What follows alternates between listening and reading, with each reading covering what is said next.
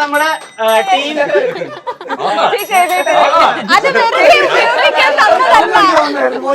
ഞങ്ങളുടെ team real fighters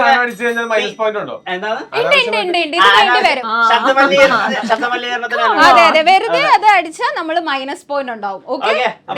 team real ഫൈറ്റേഴ്സിനെ introduce ചെയ്യാണ്. Real fighters royal warriors. Team okay അല്ല? ഞങ്ങൾ റോയൽ വാരിയേഴ്സ്. നിങ്ങൾ റോയൽ വാരിയേഴ്സ്, റിയൽ ഫൈറ്റേഴ്സ്. അതിൽ ഞങ്ങൾ റിയൽ ഫൈറ്റേഴ്സിനെ എതിർത്തില്ല. റോയൽ വാരിയേഴ്സ്. റിയൽ ഫൈറ്റേഴ്സിന്റെ ക്യാപ്റ്റൻ ടോവിനോ തോമസ്,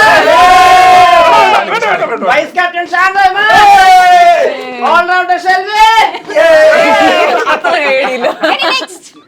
നമ്മുടെ റോയൽ ഫൈറ്റേഴ്സ്. നിങ്ങൾക്ക് പേര് മാറ്റണം. Royal warriors.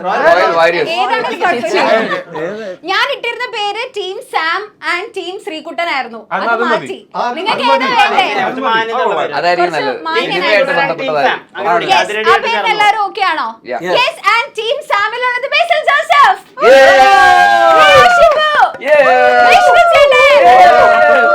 അവിടെ നിന്ന് ഇപ്പോഴേ പുച്ഛം തുടങ്ങിയിട്ടുണ്ട്. അതൊന്നും നമുക്ക് പ്രശ്നമല്ല. But before we move on, നമുക്ക് അതിരടിനെ പറ്റി കുറച്ച് സംസാരിക്കാം അല്ലേ? യെസ്.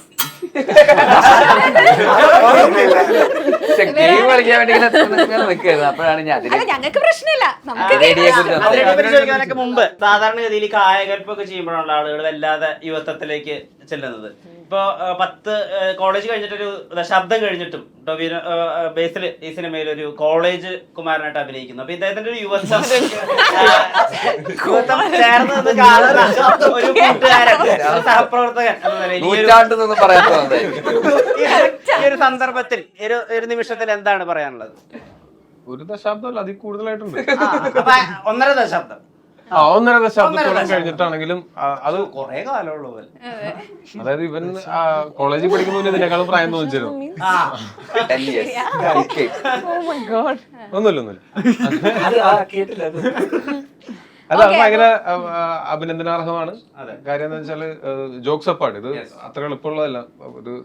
ഒരു ട്രാൻസ്ഫോർമേഷന് വേണ്ടിയിട്ട് ശ്രമിച്ചിട്ടുള്ളവർക്ക് അറിയാം അത് അത്ര എളുപ്പമല്ല. അതും ഹെൽത്തി രീതിയിൽ ക്രാഷ്ഡ് ആയിട്ടൊന്നും അല്ലാതെ ഹെൽത്തി രീതിയിൽ അത് ചെയ്യുകയും അത് തന്നെ ഇപ്പം മെയിൻറ്റെയിൻ ചെയ്യുകയും ചെയ്യുന്നത് ഒരേ സമയം സിനിമയ്ക്കും ഭയങ്കര നല്ലതാണ്. ഇവനും അത് എന്താ പറയാ നിത്യജീവിതത്തിലും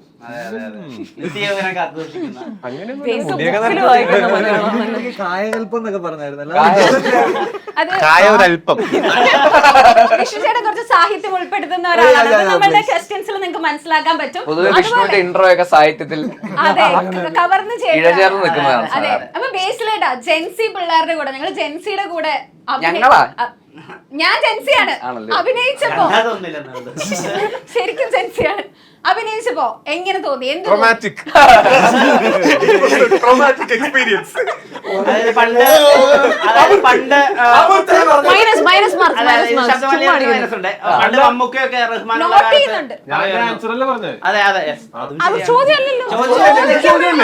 ചോദ്യത്തിലേക്ക് എത്തിയിട്ടില്ല. അത് കളി തുടങ്ങട്ടെ എന്നിട്ട്. പണ്ട് മമ്മൂക്കൊക്കെ ഉള്ള കാലത്ത് പറയായിരുന്നു, റഹ്മാനൊക്കെ വളർന്നു വരുന്നു, ഞാൻ ഈ വർക്കൗട്ട് ഒക്കെ ചെയ്താലേ എനിക്ക് ആളുടെ കൂടെ കോമ്പീറ്റ് ചെയ്യാൻ പറ്റുള്ളൂ എന്ന് മമ്മൂക്ക പറഞ്ഞിരുന്നു. അതുപോലെ ഇപ്പൊ ബേസിൽ വളർന്നു വരുന്നു.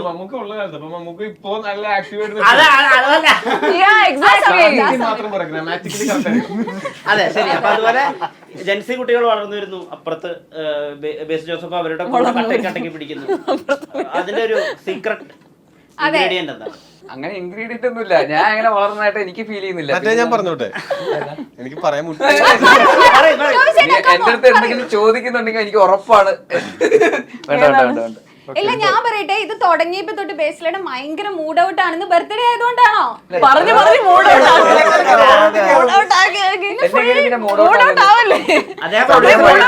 ഔട്ട് സമയം 7 മണിയായി രാത്രി. രാവിലെ തൊട്ട് ഇന്റർവ്യൂ ചെയ്തോണ്ടിരിക്കുകയാണ്. 7 മണിക്ക് മൂഡ് ഔട്ടോ? വിഷമല്ല. അതുകൊണ്ട് അപ്പൊ നമുക്ക് സ്റ്റാർട്ട് ചെയ്യാം. ഗെയിമിലേക്ക് കടക്കാം. First set is full of കുസൃതി ചോദ്യങ്ങൾ. അപ്പോ കുസൃതി ചോദ്യം കേട്ടിട്ട് ഉത്തരം അറിയുന്നവർ ആദ്യം നമ്മുടെ ബസറിലടിക്കുക അല്ലെങ്കിൽ ബെല്ലടിക്കുക. ബെല്ലടിച്ചതിന് ശേഷം ഉത്തരം പറയാ. ബെല്ലടിച്ചതിന് അടിക്കാതെ പറയുന്ന ഉത്തരങ്ങളെല്ലാം അസാധുവായിരിക്കും. ഓക്കെ, ആരും ഉത്തരം കയറി പറയരുത്. ബെല്ലടിക്കുന്നതിന് മുമ്പ് പറയരുത്. മറ്റുള്ളവർ ബെല്ലടിക്കാതെ ഉത്തരം പറഞ്ഞാൽ അത് ശരി ഉത്തരമാണെങ്കിൽ പോലും അപ്പൊ തന്നെ ഞാൻ ബെല്ലടിച്ചിട്ട് ഉത്തരം പറഞ്ഞാൽ പോയിന്റ് എനിക്ക് കിട്ടും.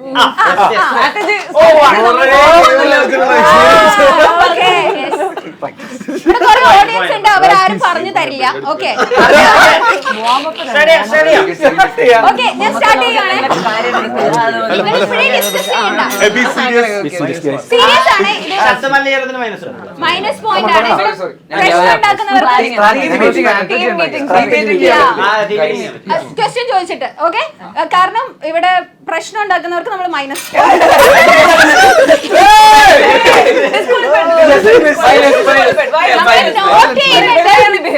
മൈനസ് പോയിന്റ് ഉണ്ടാവും. ഞാൻ ആദ്യം ഒരു ചോദ്യം ചോദിക്കട്ടെ? സീരിയസ് ക്വസ്റ്റ്യൻസ് ആണ്, കുസൃതി ചോദ്യങ്ങൾ. ഓക്കെ, അപ്പൊ സീരിയസ് ആയിട്ട് കുസൃതി ചോദ്യങ്ങൾ ചോദിക്കാൻ പോവാണ് ഞാൻ. ഓക്കെ, നന്നായിട്ട് ചിന്തിച്ച് ഉത്തരം പറയണം. ഓക്കെ, ഹിന്ദി പറയുന്ന നാട്ടിൽ എന്തിനു വേണ്ടിയാണ് ആളുകൾ ഭയചകിതരായി ക്യൂ നിൽക്കുന്നത്? ഹിന്ദി പറയുന്ന നാട്ടിൽ എന്തിനു വേണ്ടിയാണ് ആളുകൾ ഭയചകിതരായി ക്യൂ നിൽക്കുന്നത്? ഭയത്തോടു കൂടി ക്യൂ നിൽക്കുന്നത് എന്തുകൊണ്ടാണ്? ഇതൊക്കെ എടുത്ത് മാറ്റി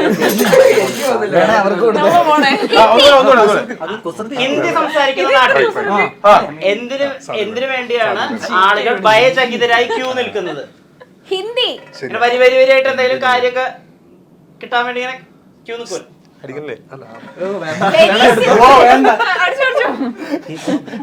കുറച്ച് ബുദ്ധി ഉപയോഗിക്കേണ്ടി വരും. ഹിന്ദി പറയുന്ന നാട്ടിൽ എന്തിനു വേണ്ടിയാണ് ആളുകൾ ഭയത്തോടെ ക്യൂ നിൽക്കുന്നത്? ഹിന്ദി പറയുന്ന നാട്ടിൽ ആളുകൾ കാര്യത്തിന് വേണ്ടി ക്യൂ നിൽക്കുന്നുണ്ട്. ഹിന്ദി നാട്ടിൽ എന്തിനായിരിക്കും ക്യൂ നിൽക്കുന്നത് കൂടുതൽ ആൾക്കാർ? ചേട്ടൻ അതിന് ഉത്തരം പറയുന്നതായിരിക്കും നല്ലത്. ഓടിക്കാൻ ചാൻസ് ഉണ്ട്.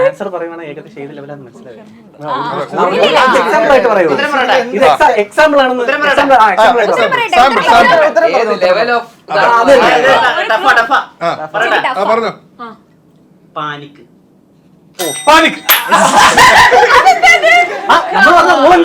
റൂൾ അനുസരിച്ച് ബെല്ലടിച്ചിട്ട് നിങ്ങൾക്ക് മനസ്സിലായില്ലേ? നല്ല ക്വസ്റ്റ്യൻ അല്ലായിരുന്നു, നല്ല ആൻസർ അല്ലായിരുന്നു. വിഷ്ണു ചേട്ടൻ ഉണ്ടാക്കിയതാണ്.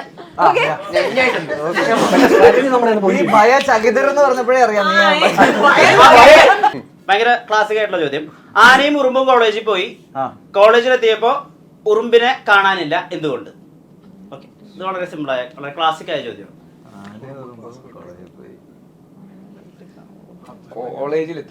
കോളേജിലെത്തിയപ്പോ ഉറുമ്പിനെ കാണാനില്ല, എന്തുകൊണ്ട്? ബുദ്ധിപരമായി ചിന്തിക്കൂ. പെട്ടെന്ന് ചിന്തിക്കൂ.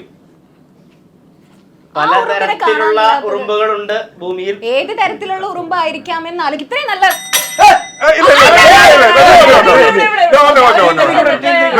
ശ്രീകുട്ടൻ അത് കട്ടുറുമ്പായിരുന്നു.